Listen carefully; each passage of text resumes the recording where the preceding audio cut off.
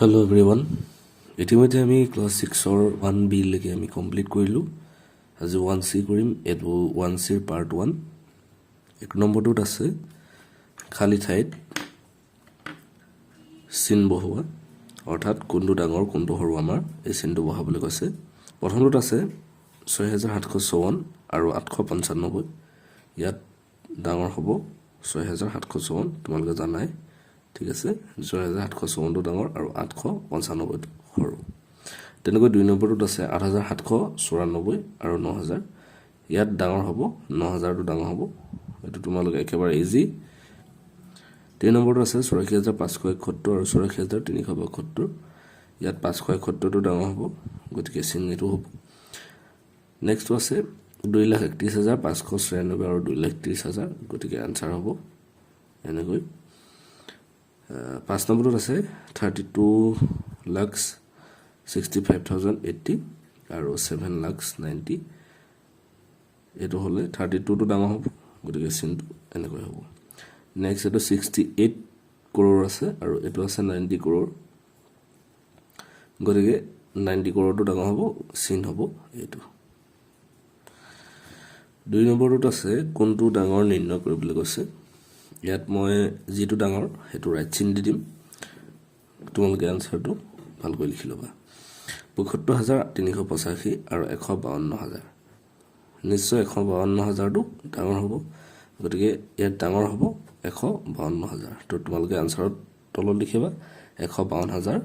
ডাঙৰ 2,35,159 আৰু 1,295,162 ইয়াত ডাঙৰ হ'ব 1,295,162 গতিকে আনসাৰ হ'ব 1,000,000 এটো ডাঙৰ হ'ব ইয়াত আমাক ডাঙৰ হদিছে ঠিক আছে গতিকে আমি ডাঙৰটো লিখিছো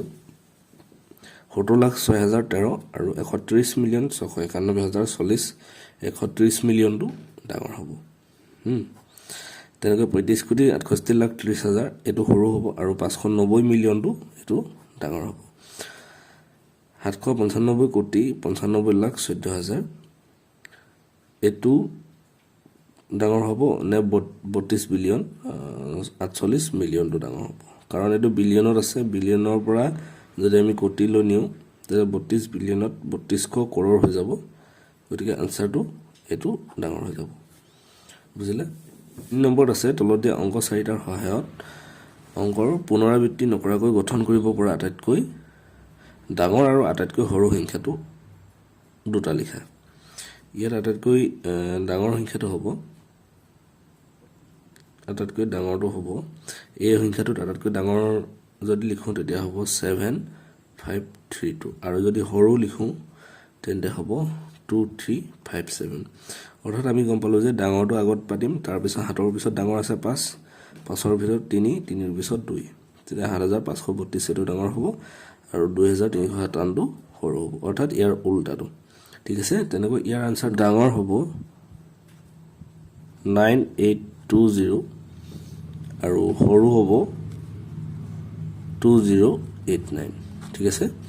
এই সংখ্যাকেইটা যদি আমি পুনৰাবৃত্তি কৰি লিখো ডাঙৰটো হ'ব 9820 আৰু সৰুটো হ'ব 2089 আশা কৰো তোমালোকে বুজি পাই আছা নেক্সট 4 নম্বৰ কোৱেশ্চনটোত আছে তোমালোকে কিতাপখনত চাই লবা 4 নম্বৰ কোৱেশ্চনত আছে যে ছটা অংকৰ সহায়ত পুনৰাবৃত্তি নকৰাকৈ গঠন কৰিব পৰা আটাইতকৈ ডাঙৰ আৰু আটাইতকৈ সৰু সংখ্যা দুটা লিখিবলৈ কৈছে ইয়াত আটাইতকৈ ইয়াত ছটা আছে ইয়াত যেনেকৈ 4টা আছিল ইয়াত ছটা আছে ইয়াত আটাইতকৈ ডাঙৰ সংখ্যাটো হ'ব এই ডাঙৰটো হ'ব আমি যদি প্ৰথমবাৰ লিখো ডাঙৰটো 976541 হ'ব আৰু সৰুটো হ'ব 145679 অৰ্থাৎ ইয়াৰ উল্টাটো ঠিক আছে তেনেকৈ দুই নম্বৰটোত আছে ডাঙৰটো হ'ব দুই নম্বৰটোত